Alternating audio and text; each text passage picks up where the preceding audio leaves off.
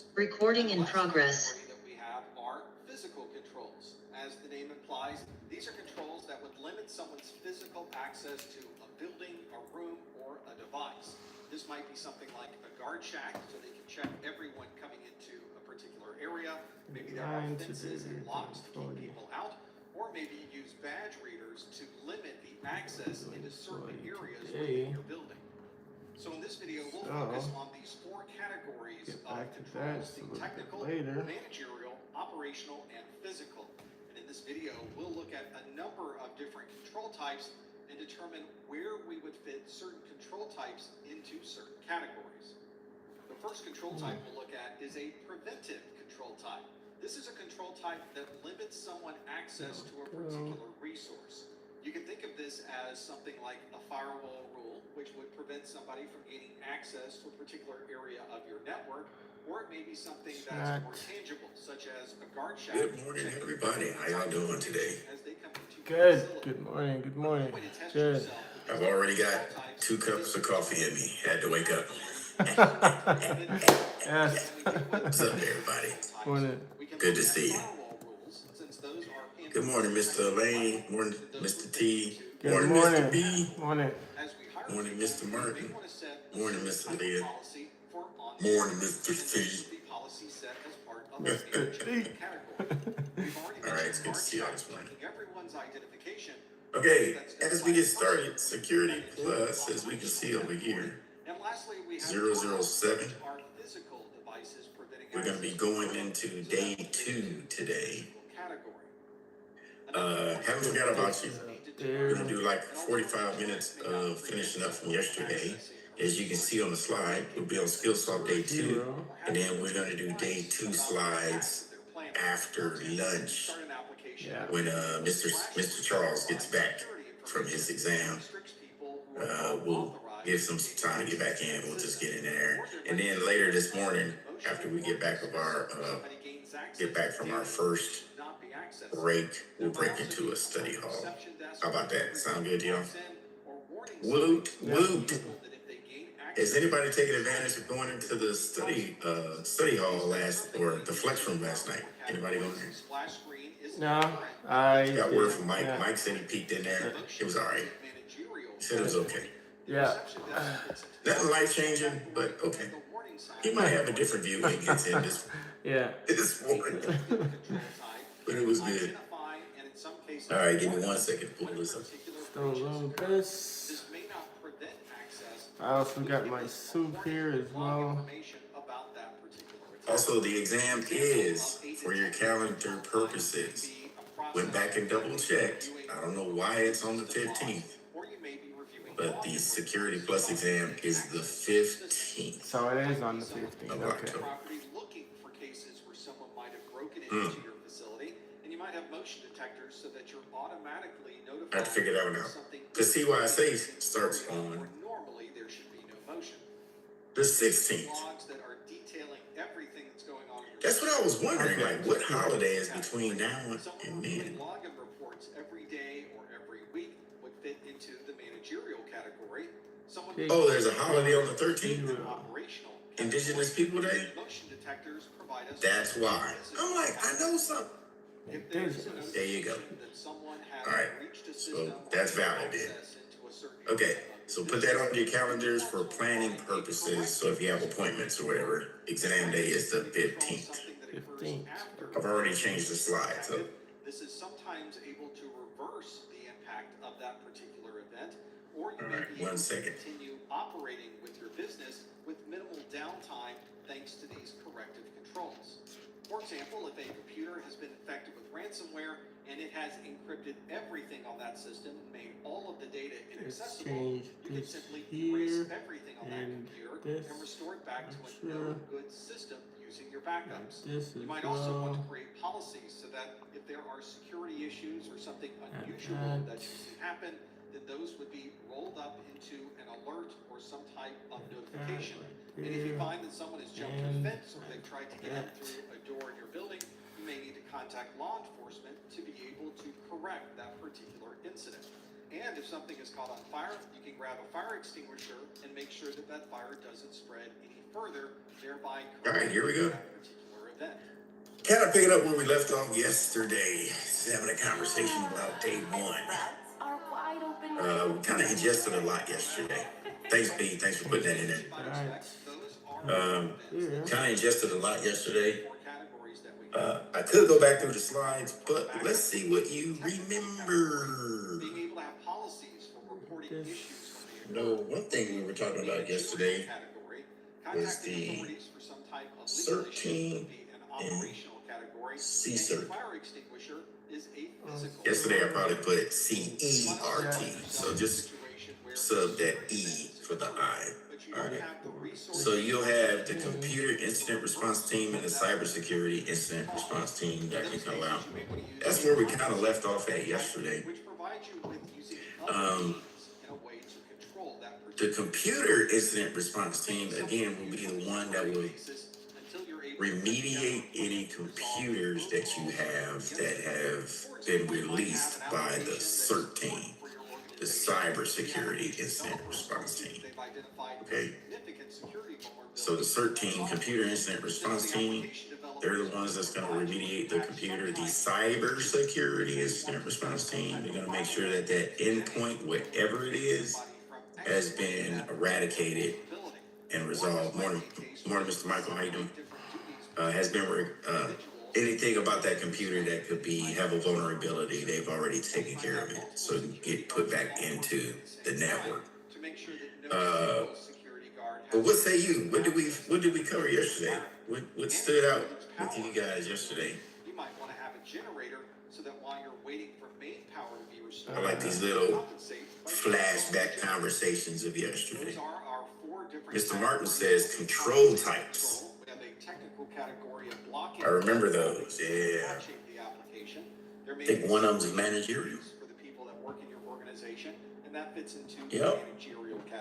Managerial controls, sometimes you may have to, in order for something to get completed, you don't have overstep into that area. That's not your area of concern, your AOC. So you partner up with the manager. Say, hey, I noticed Brian has a messy desk. Peanut butter sandwiches everywhere, passwords, hash keys. Oh my God, we can't have all that stuff sitting out. I've talked to him 4 times last month, right? Correct, CIA triad. Hey, by the way, Mr. T, since you manage that area, can you have a talk with Brian? And by the time the next audit comes around, we'll see how he responds to you. Because he don't listen to me, right? Next audit comes around, boom, Brian has a clean desk policy. Mr. T looks like a hero, right? So that might be a managerial control that you put in. Next we talked about the CIA triad. That's a good one. I bet y'all don't know what the CIA means without looking at your notes. I got you first thing in the morning, about to score some points. James is about to be on the board.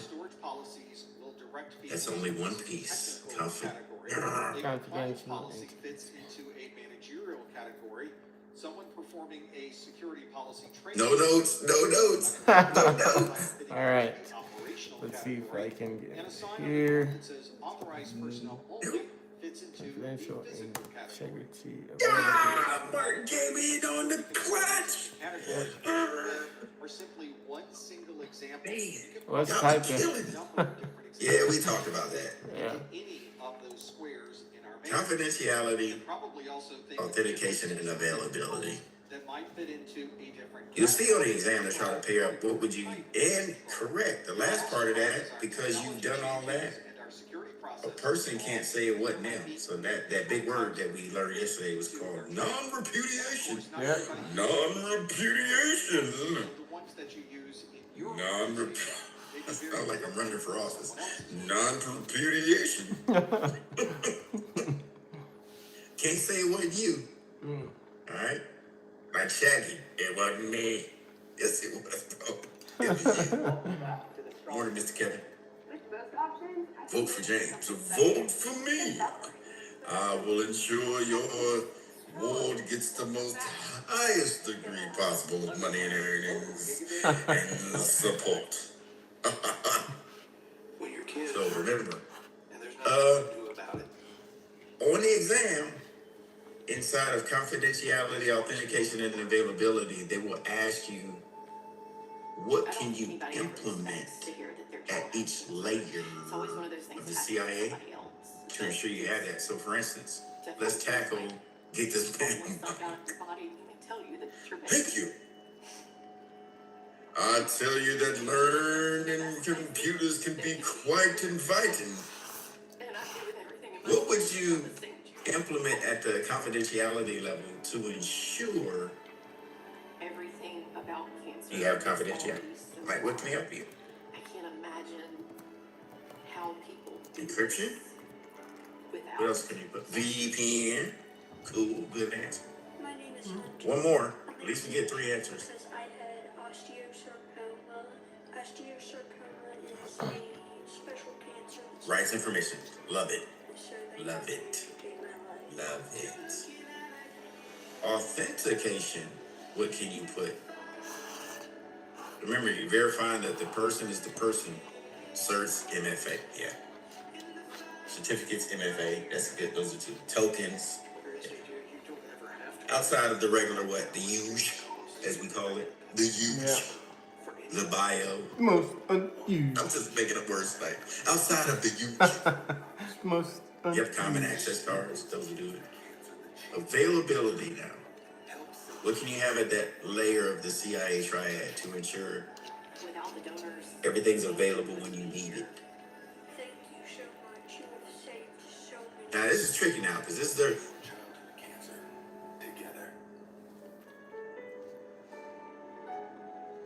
BHRP. Remind me, Mr. Kevin. What's that? Kevo. BHRP. Is that virtual? The CIA triad is an easy way to remember the fundamentals of IT security. Ah, gotcha. Okay. Cloud Yeah. infrastructure. Okay. Cloud infrastructure backups. Differentiated from You can have that. organization in the US. Also, you can connect your on-prem. So now you start getting into hybrid stuff, right? Especially when you're doing backups and stuff. We often Virtual router redundancy protocol. triad instead of Oh. AIC. Well, look at you. But keep in mind that Talking about you don't know networking. has nothing to do Virtual router redundancy, huh? But the key word in there is redundancy. Yeah. So you want to make sure that you have zone backups of your DNS, zone backups of all your backups, hot, cold, warm site. Use that nuke brain. Yeah, put it to work.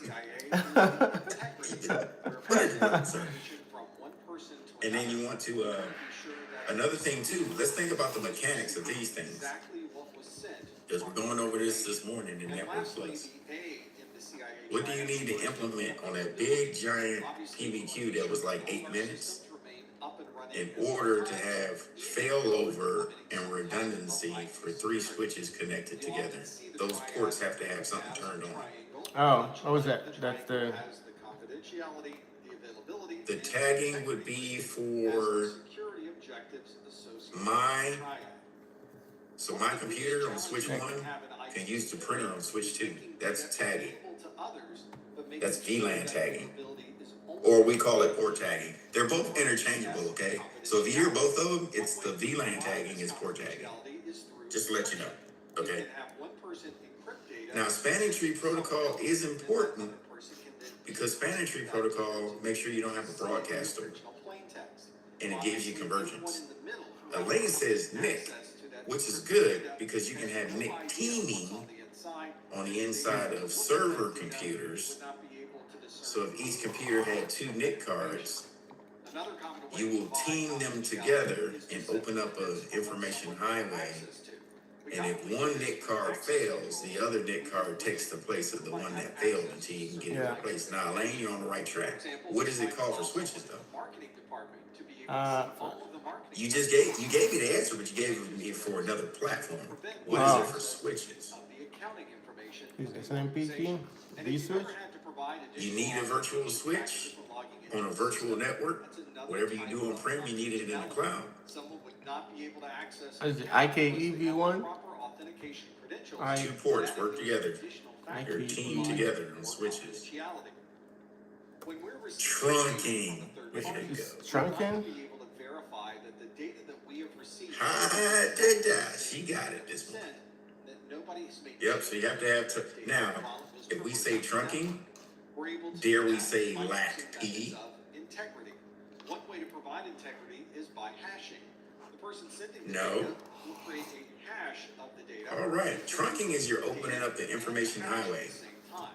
When you receive the data, you'll perform the same Switch hashing one, function, and if your hash port matches one. the sender's hash, then you know Switch the data two, that you've received is exactly port the one. same as the data that was sent. Bam, trunk. We can enhance I don't have time for you to look, the digital signature okay? when I don't you have send time the for you to data, look in the which routing makes table. the hash I know where this stuff is with an going. asymmetric I hash. own the equipment, This means that okay? we can check to I'm make sure trunking these none of ports the data together has so changed. these VLANs can go back and forth on the inside of my That network. provides an Boom. additional level of integrity that could be important if you're sending Now, very sensitive data. It's also common to we use have certificates to be able one to port identify going to devices another or port. people and provide Switch additional two, factors of port integrity, two goes especially back when to transferring data from switch device to one, another. And port lastly, we two. have the concept of So I have authentication. information flowing means this that we way. have proof Now I of have integrity information from that one we can switch flowing confirm this without way. doubt that Who's the with me so far? we've received really did come from the Yep, That's third trunking. party. Now LAC P, link aggregation control protocol. Now we're linking ports. That's like NIC teaming. It's a redundancy protocol. Just in case something fails on the switch, the other switch can take its place and information keeps going. Does that make sense? Yeah. So you kind of like layering what you need. Now what comes after that is the port tagging, aka tagging, aka VLAN tagging. I think that's what messed up a lot of people. Because if Aaliyah on her switch has a printer for the whole organization on switch one, and I'm in motor pool on switch three, I need to use her printer. It's the only printer for the whole organization. So I have to tag, first of all, the two LAC P ports for VLAN 60, which are for printers. So both those ports have to have tagged VLAN 60. You know, the trunking ports, Yeah. they got to be tagged with VLAN 60. Not only that, my port has to be tagged with VLAN 60 in order to get over to VLAN to where her printer is. Does that make sense? That allows the information just to go whoop, whoop, whoop, whoop, and not always looking at the routing table. Wow. Did I answer your question, Kevin? So, okay. Don't worry, you'll see it again when we do a breakout this morning in Net Plus. Alright, yeah. Alright. And then the last thing we looked at, somebody said, was vote for James. Great. Votes are coming in. I can't wait. Alright, now take all that knowledge we just talked about. We're going to flow over into today. Let's talk about threat actors. Now we talked about these extensively. We've seen this slide in Net Plus. Is that right? Probably toward the end of Net Plus we saw this. Yeah. We talked about how the vulnerability plus the threat equals the risk or the impact and or likelihood that you will be hacked one day. It's not a fact. It's not a matter of if you do. It's when you do. Because constantly on the internet, all day, every day, outcast, right? All day, every day. People are always testing your network, okay? And if you have enough layers of security, they will just turn away and go find somebody else that's an easier exploit. So with the vulnerability, remember, under there, you're looking at the asset value of what you have. The data you think is not good is somebody, so your trash is somebody else's treasure. You got to think of it like that. We don't think of it's important at times because we're like, man, this ain't nothing but, payment information. Yeah, but somebody else on the black market, they're gonna probably pay a pretty penny for that. So you want to make sure the vulnerability doesn't have an ease of exploit. They cannot exploit the vulnerability. The threat, internal, external, we talked about yesterday. This is another thing we talked about yesterday. It could be malicious, meaning on purpose, yo. It could be on purpose or accidental. We talked about the accidental piece. Even in IT, a person can do accident. Well, in our organization, we never closed USB ports. Why would you have your USB port to unlock my phone? Because we do port security. USB port security. Yeah. Always ask questions. Never assume everybody does the same thing, the same architecture in each organization. It's all different. Ooh, we got our first question. Yep. We talked about that yesterday as well. Dr. Simon, we talked about zero trust. When we first came online with the internet, notice I didn't say computers. Because the internet was like the Wild Wild West. Original version of the volume 1 and the version that we received. Right? Wild Wild West. People out there doing what they want to do, making zombie nets, putting remote access Trojans and terminals on people's computers, Napster, all this other stuff, and then using your computer to attack somebody else. We don't want that. Zero trust. We want you correct. LimeWire was a big person. And torrents. So we want to make sure we don't want a peer-to-peer shared network. We want everybody to go through a radius server, an authentication server, an LDAP. We want you to be accounted for when you're moving around. So we want you to re-authenticate at every chance you get. Now let me tell you the difference between a radius server and this is the season on that we was talking about. Little Lowry's, little Old Bay. Radius servers, when you get in, it's like Kevin's at the front door. He's coming over for Super Bowl Sunday. He's brought the Philly cheesesteaks. Yep. Kevin calls me and says, hey, I'll be there in 5 minutes. I'm like, cool, Kevin. He's coming over. Do. Knocks at the door. It's open. He's like, it's not open, bro. These cheesesteaks are hot. Open the door. This is VPN. This is radius server. Don't come to my house. I'll be at the gate. So I go, I unlatch the screen door. I push it for him. He provided a password and login. Now he's in. He's like, oh man, I left something in the car. I'm like, okay, just go out and get it. The door will still be open. That's VPN. Taco Tuesday says, no, you have to verify every time you move. When I move, you move. Just like that. Hell yeah, DJ, bring that back. Right? So the Taco Tuesday, the TAC-Ass Plus is saying, every move you make on the network, I'm re-authenticating. Yeah. So Kevin comes in, boom. You're in, Kevin. He puts the stuff down. He's like, darn it, I left the juice. Would you get pineapple?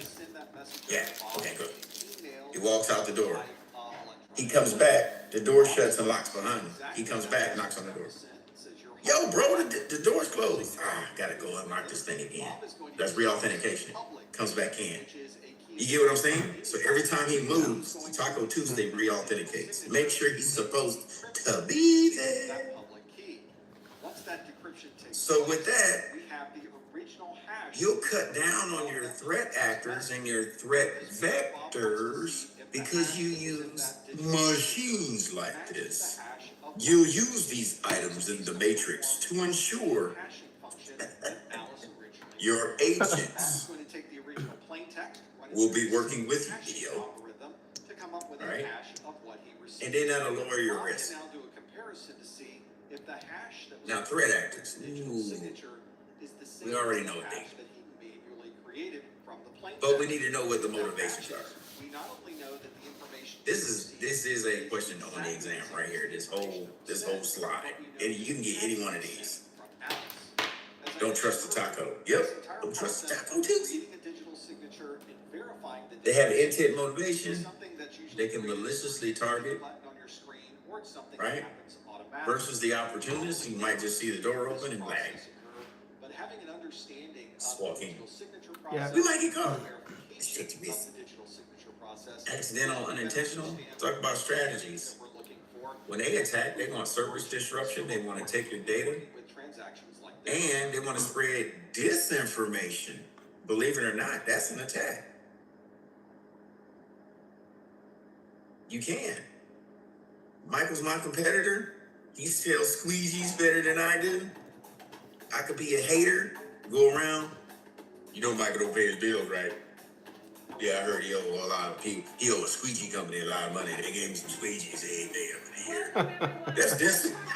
He could have stellar business credit, but I'm going around.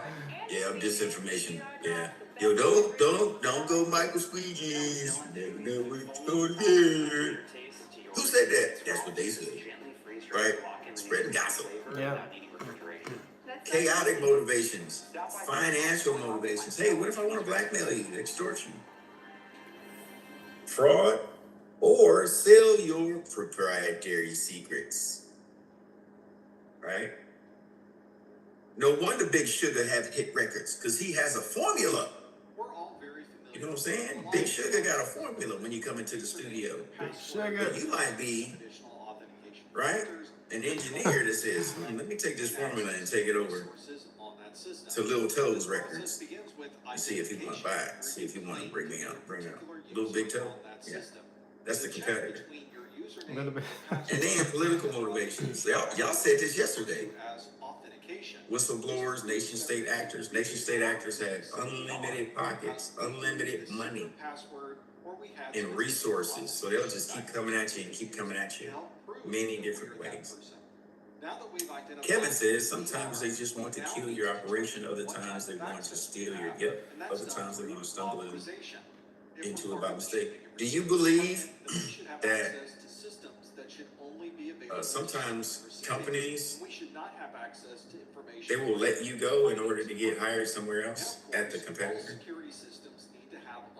They used to do that back in the day.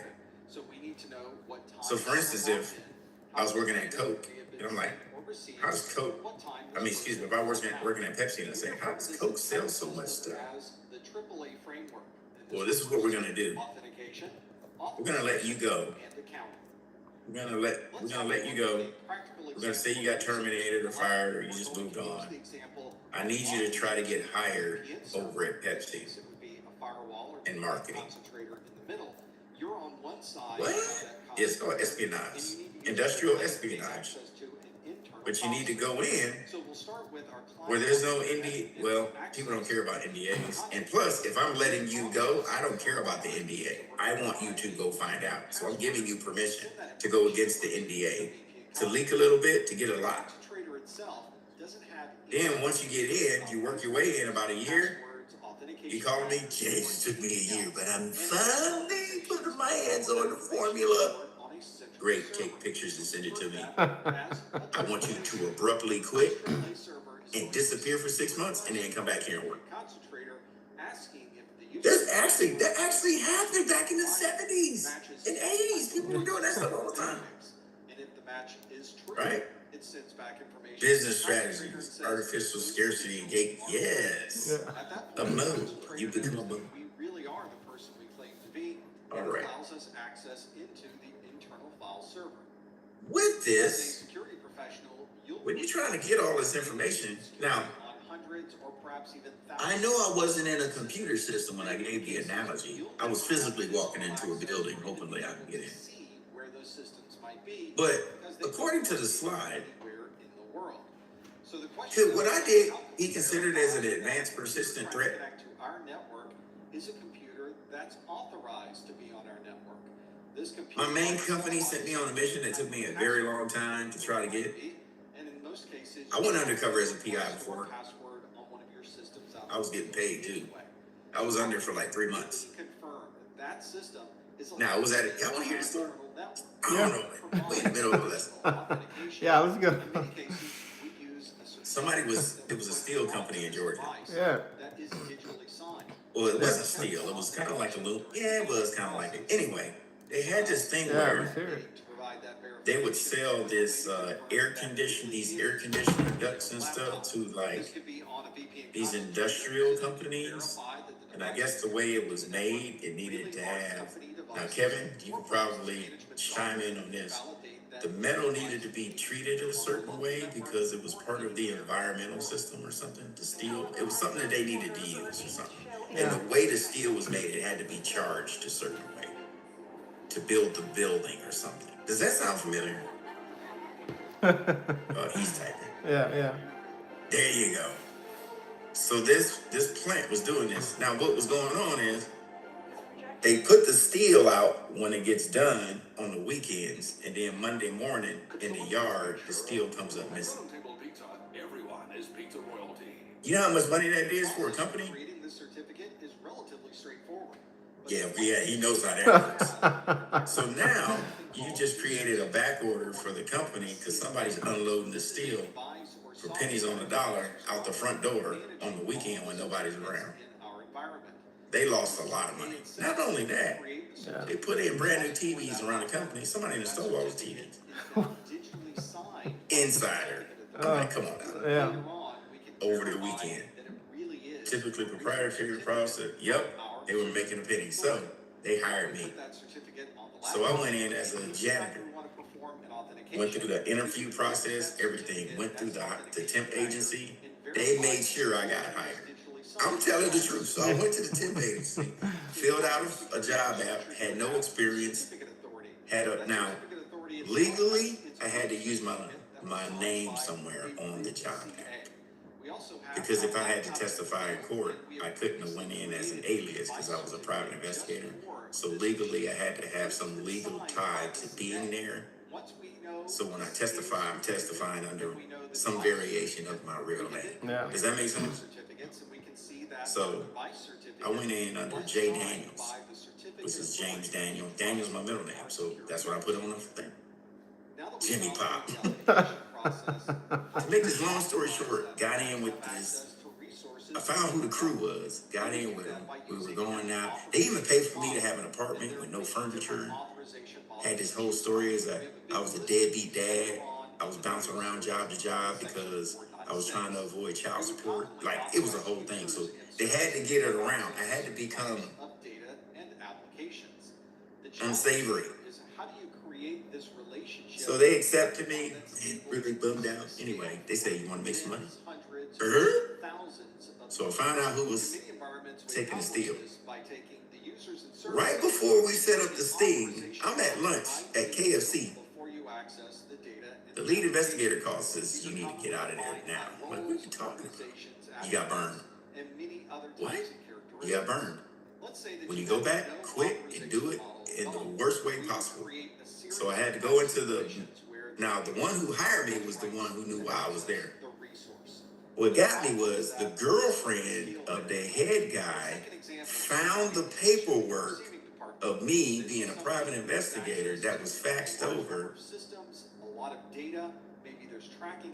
told the guy, so they were going to get me when I got back. So I just walked into his office. He says, you're fired, get out of my office. So we made this big thing. I threw stuff off his desk. I even cussed at him a couple of times. I said, we got to make this look good. He's like, I'm calling the cops, get out of here. I need you off the premises now. And they threw me out. Yeah. Can you believe I was doing armed security a year later at David Yerman and Lenox Mall? Because we had some people coming in to get some jewelry. The guy walked past the glass and he stopped and looked at me. And I looked at him and I slowly turned away. He walked in and said, don't. I said, no, I don't even know who you are. No, that was the guy who was robbing the company.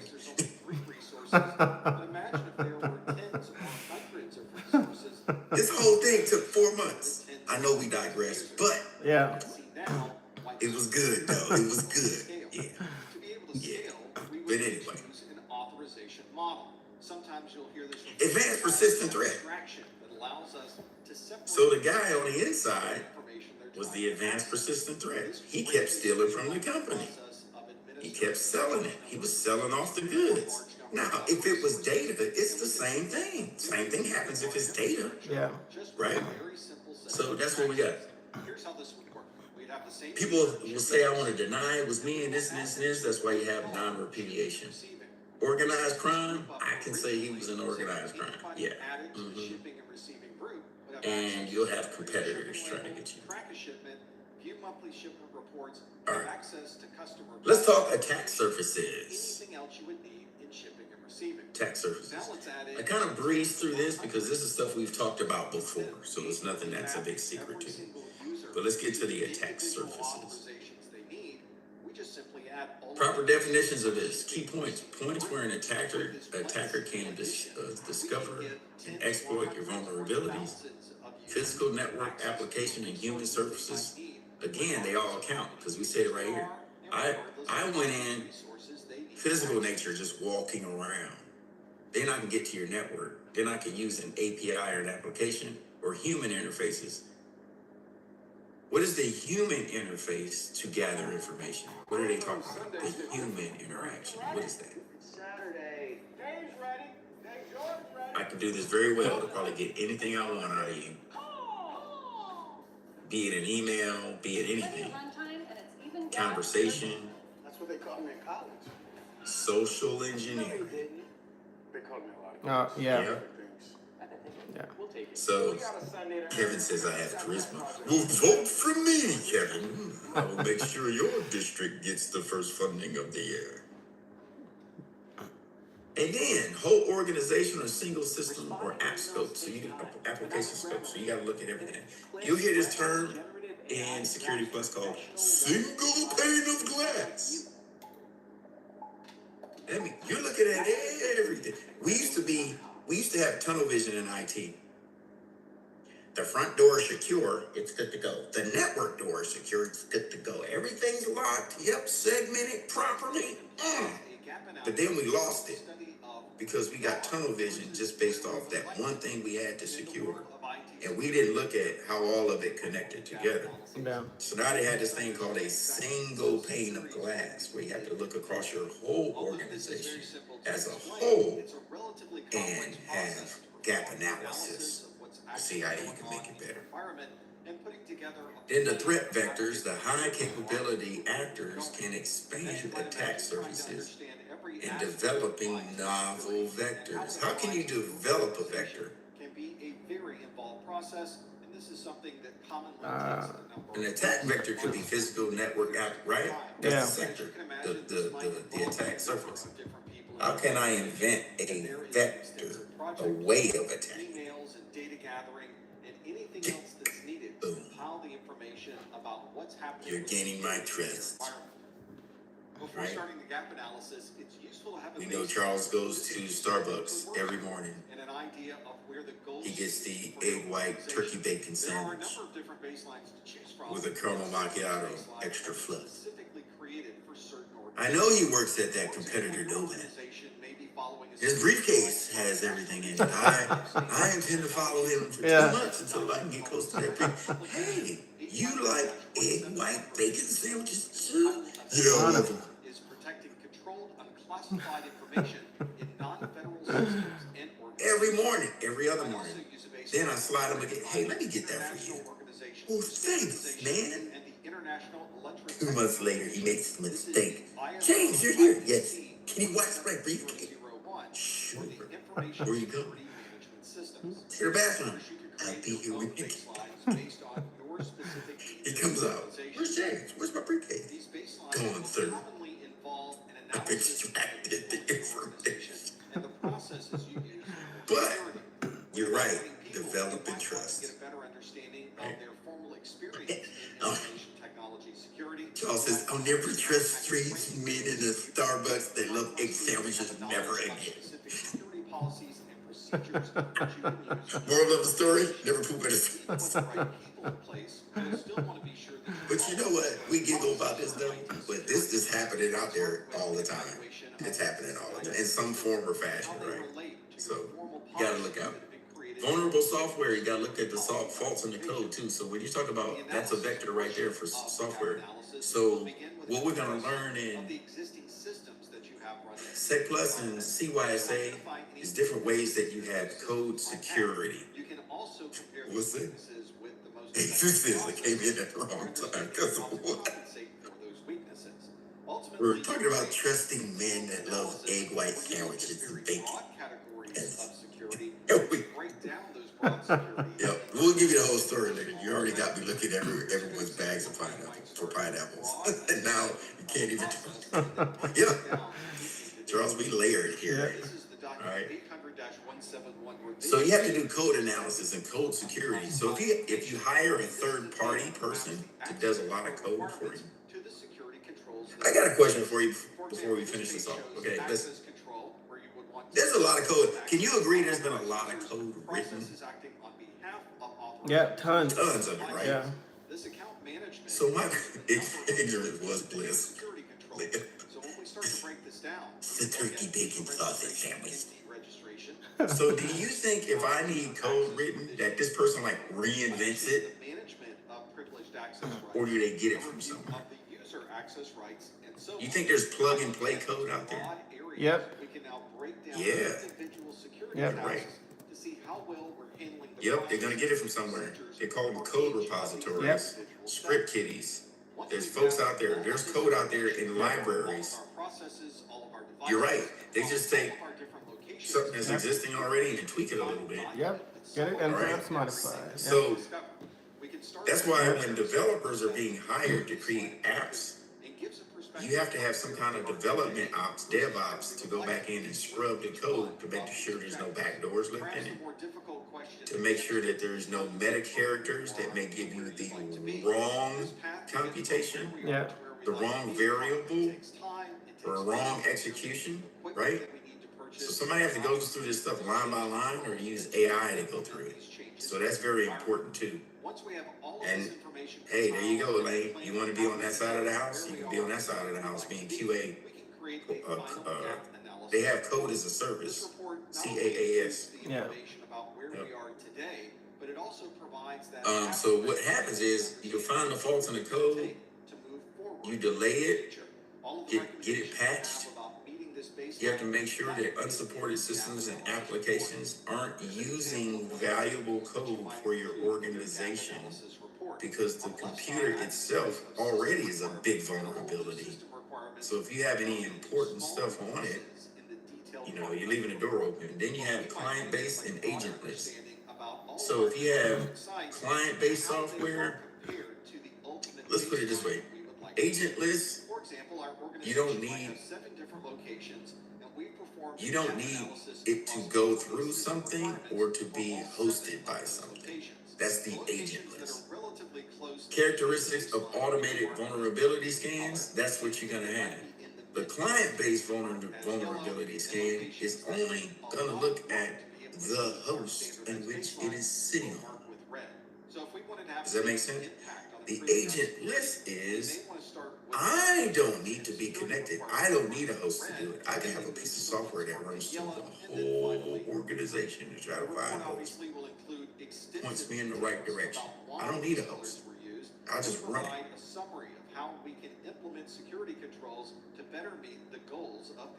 Big thing here, look for your ports when we're talking about network vectors. All right, so we covered 3 so far. The attack surface vector, In many networks, you'll find that once you're through the software vector, inside of the network is and the network vector. People are able to move from system. Now we're thinking about how we're going to take advantage of getting something in there. Wired or wireless, cloud, Bluetooth, credentials, open or closed ports, and you have lack of CIA. Look at the lure-based vectors. I want to, that sounds thick. I want to lure you. You bait. You get somebody in. What they call a drop attack. That's what they call when they drop USBs in a parking lot. Hopefully you can get it. Trojan horse malware. Looks real, but it's not. The payload's gonna get in after you do it. And then macro and scripting. login process. Macro is You may be pretty much used in Microsoft a lot, and different other ones. There may be additional Word doc. or additional firewalls. Basically, you can use macros to script inside of those suites. What somebody told me one time, one cell, and let's say Microsoft Excel doc, like one cell can hold 999 characters for a script in one cell. So if they wanted to have that activate, they could do that's bad. And then images, you have a payload hidden in an image. So when you click on it, yeah. Broadly speaking, we can look at these as Then you have message-based vectors, email, SMS, that's the messages, voice calls. the data plane is the part of the device that is performing the actual. And then the supply chain. So this might be a switch, router, or You definitely see this on the exam. Packets and network data. How can I get into your organization if I can't get into your building? You're so airtight, I have no chance. But I have a chance with a third-party vendor, right? That supplies Starbucks with the egg sandwich, the egg biscuit sandwich with bacon. Right? I go to that vendor, very low security, nothing. Let's look real-time serious attacks. Last year there was an attack in another country. Don't know, I think we all know, they got through the emergency management, the pagers. They got into the supply chain, replaced some items on the chip in the pager, something like this. Aaliyah probably knows more than I do about this because that's what she studies. But the whole point of it is they attacked the supply chain a year before or something like that, switched out what they needed, so when the order came through for the other country, they were able to use them as detonators. Okay, so that's the closest example I get to you recently where there was a big supply chain infiltration. Yeah. All right, so wouldn't say that would happen in tech, but what I'm saying is, hey, that's why our supply chain folks, they have to do penetration testing. Has anybody heard that before? Pen test? Okay, so you have to do attacks on their servers. This is all planned out, right? So they know you're going to try to attack their servers, see how they can get in. Social engineering, they'll try to walk in physically, and each year they have to have one of these. And these pen tests can cost anything upwards $5,000 plus every time they do it every year, and to get recertified as a valued third party, right? So yeah. And then you have managed service providers. If you go to any tech conference, you'll see, hey, I'm an MSP. You're like, what is an MSP? Why is everybody an MSP? What do y'all do? Oh, I'm a managed service supplier. We actually provide services to make sure you do not get taken advantage of through message-based vector attacks or lure-based or network vectors. We come in, we look at your organization, we ensure that everything's good to go. We even give you we give you software to make sure you're not taking advantage of any faults in code design. That's an MSP. They're providing all these services for you, or they're giving you a platform. I went to the CompTIA conference. They all looked alike. I'm an MSP, but what we do different is, hey, I'm an MSP, but what we do different is, right? Okay. Kind of looks they all look the same to me, but hey, we're all here to make money. All right. I'm gonna let you read this at your leisure. This is different ways of. Oh, this question is on the exam. Type splitting. There may be no other methods to gain access to this particular network. Email spoofing. You'll use cousin domains that look like the real. So like Wells Fargo could be Wiggs Fargo. Yeah.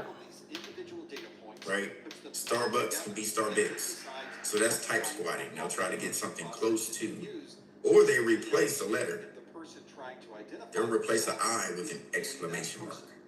or an L, right? So you gotta actually look at what it is to make sure that they're trying to get close enough to the real thing. Yep. Like Xbox. Correct. Type squatting. They'll use a 0 instead of an O. A one-to-one relationship where a user is logging into a server and instead looks at the overall path of the conversation. Any questions on that? Very exciting lesson. From and examine where we're trying to Very connect to.